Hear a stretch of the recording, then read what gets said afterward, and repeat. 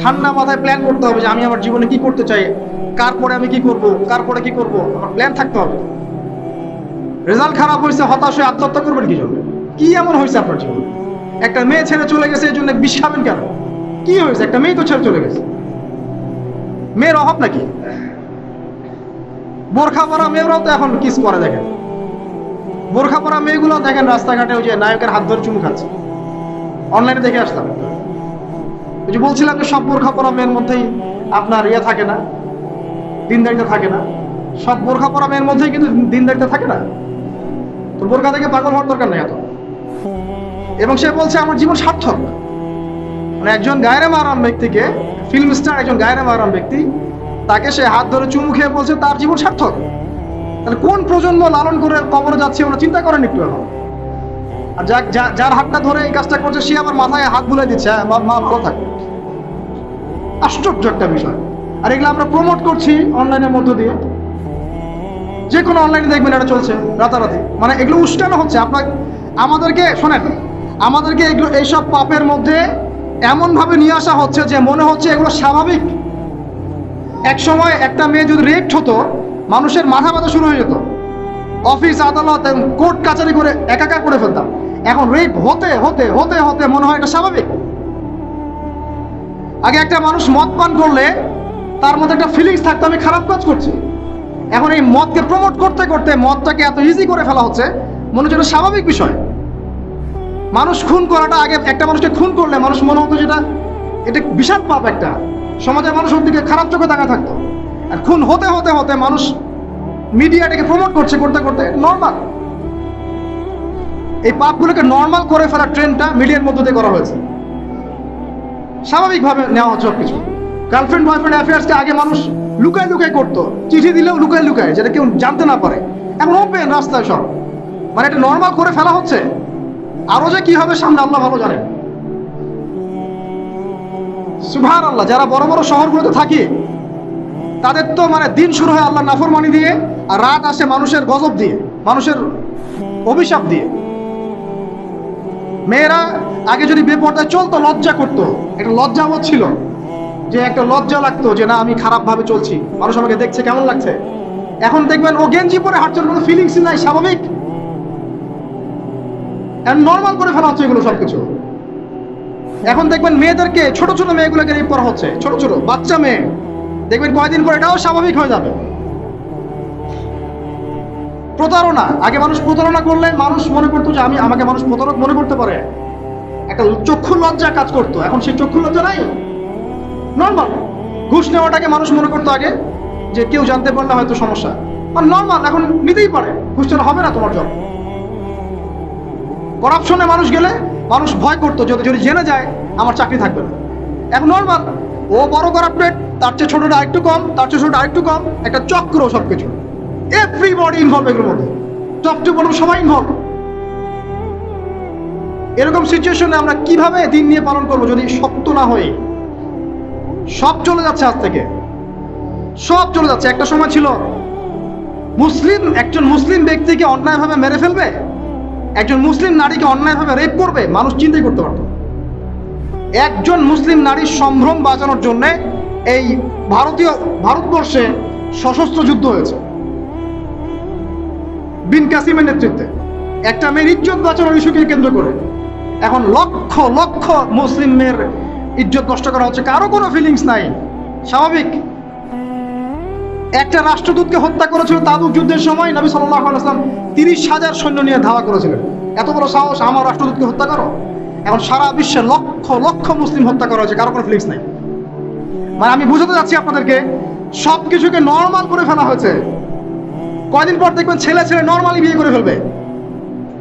দেখেন এখন একটু চক্ষু লজ্জা কাজ করে যে আমি সমকামী, মানুষ কি মনে করবে? আস্তে আস্তে দেখবেন এমন সময় আসবে ও মনে করবে যে নর্মাল।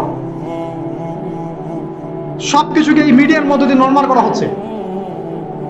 এসব মিডিয়াগুলো ইউজ করা থেকেও দূরে থাকা উচিত। আল্লাহ পাক আমাদেরকে হেফাজত করুন, আমিন। আসুন, ফজরের সালাতের কথা বলছিলাম, আমি অনেক দূরে চলে গেছে। জাস্ট পড়েন, ফজরের নামাজ পড়েন, সময়টা কাজে লাগান। আমি বলছি সময়গুলোকে কাজে লাগান। ফজরের পর খাওয়া দাওয়া করবেন, রাসূলের সুন্নাহ মতো খান, ইবাদত হবে ইনশাআল্লাহ। এরপরে আপনি কিছুটা সময় এক্সারসাইজ করেন, খেলেন, মাঠে গিয়ে খেলেন, কোনো সমস্যা নেই। ওই টিকটক চালানোর চাইতে, পর্ন দেখার চাইতে মাঠে গিয়ে খেলেন।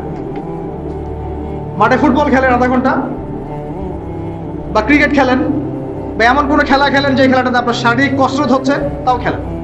অথবা এগুলো তো সুযোগ না থাকলে আপনি চলে যান জিমে, জিমে গিয়ে জিম করেন, ফিজিক্যালি কাজ করেন। অথবা মাঠে গিয়ে আপনার বাবাকে সাহায্য করেন, আপনার বাবা যে গেছে মাঠে তাকে সাহায্য করেন। আল্লাহ পাক আমাদেরকে তৌফিক এনায়েত করুন, আমিন। ফিজিক্যালি ফিট থাকার চেষ্টা করা হোক।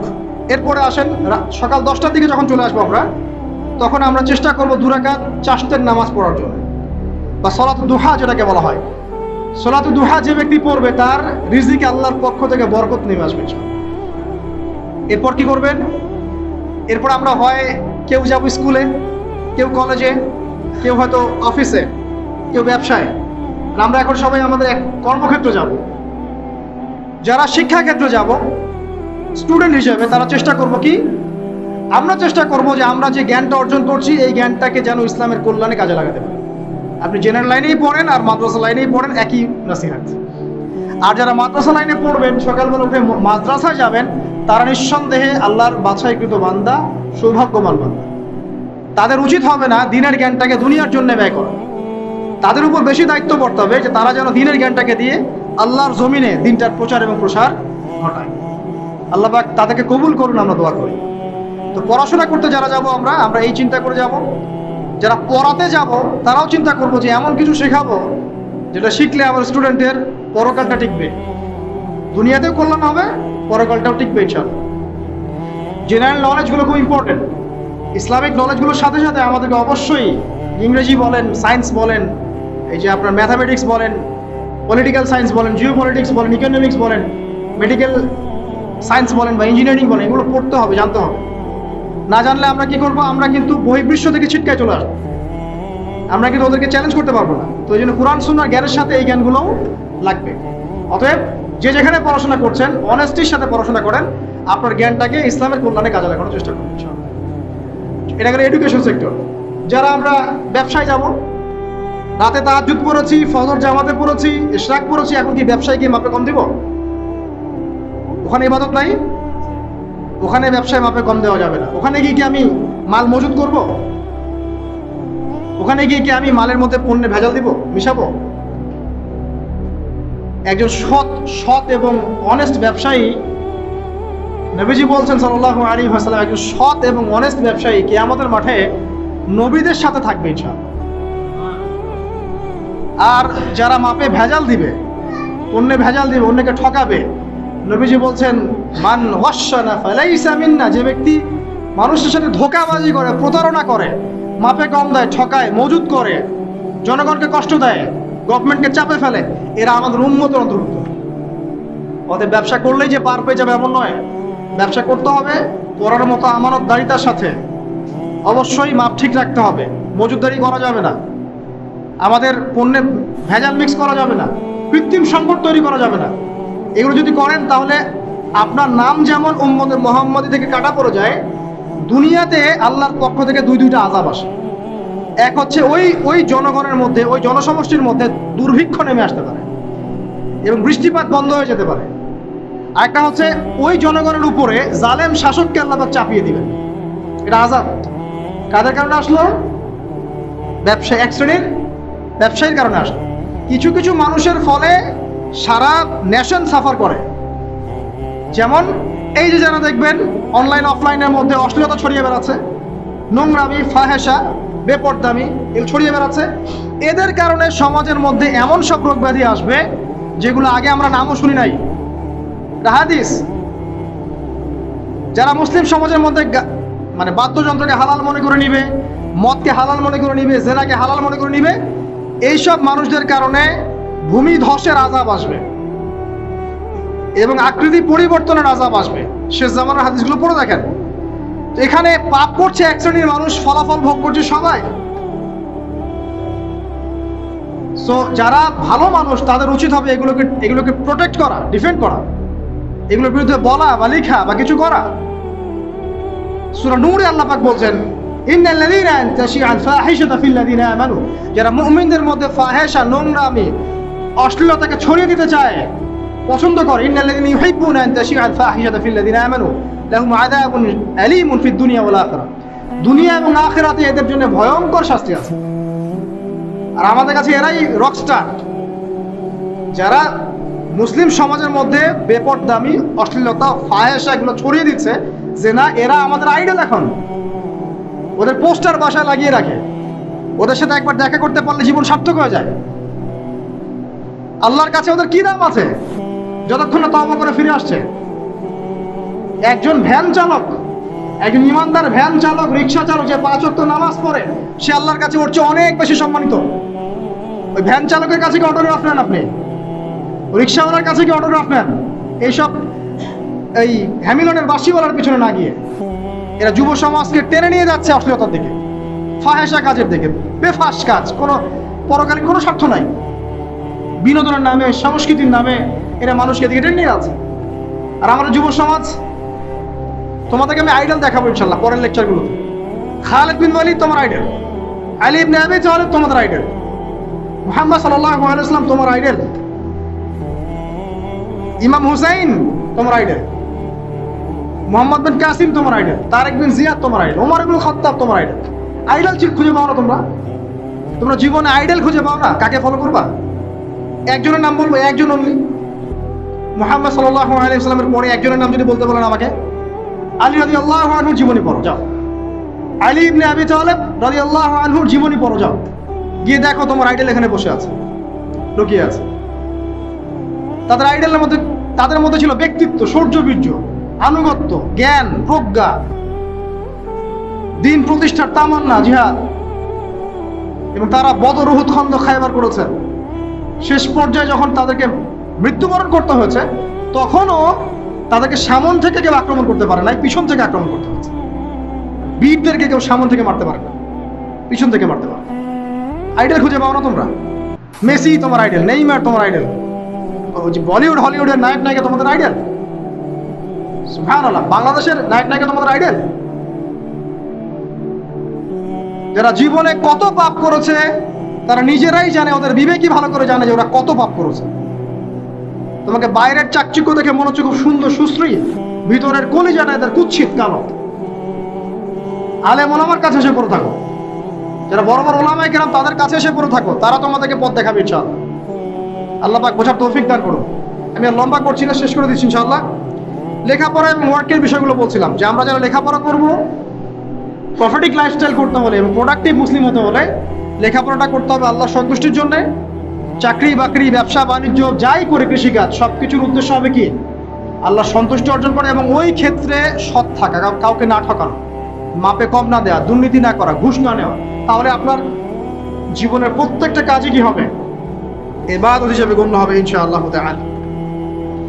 শেষ করার আগে আমরা জোহরের ওয়াক্তে চলে আসছি। আপনি আপনার জব সেকশনে কাজ করছেন, নামাজের ওয়াক্ত হলো, নামাজ পড়ে নেবেন। আচ্ছা, নামাজের আগে আপনি 4 রাকাত সুন্নাত পড়বেন, শেষে 2 রাকাত।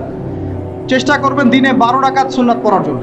ফজরের আগে 2, জোহরের আগে 4, পরে 2, 6 আর 2 8, মাগরিবের পরে 2, এশার পরে 2। এই যে মোট 12 রাকাত সুন্নাত যে ব্যক্তি নিয়মিত পড়বে, জান্নাতে আল্লাহ পাক তার জন্য একটা ঘর নির্মাণ করবেন ইনশাআল্লাহ তাআলা। প্রতিদিন একটা ঘর, প্রতিদিন একটা করে ঘর আপনি পেতে পারেন মাত্র 12 রাকাত নফল বা সুন্নাত আদায় করার মধ্য দিয়ে।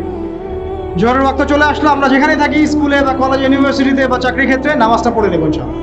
এরপর আবার কাজে যান, কাজ করেন, লাঞ্চ করেন, খাওয়া দাওয়া করেন। আবার খাওয়ার সুন্নাহ ভুলে যায় না, 7 পেট না, 1 পেট খাবার, 1 পেট পানি, 1 পেট ফাঁকা, এবং হাইজেনিক ফুড, ম্যানুফ্যাকচার না। তারপরে যান, রেস্ট করেন, কাইলুলা যেটাকে বলে, 1 থেকে 1.5 ঘন্টা রেস্ট করেন, ঘুমান।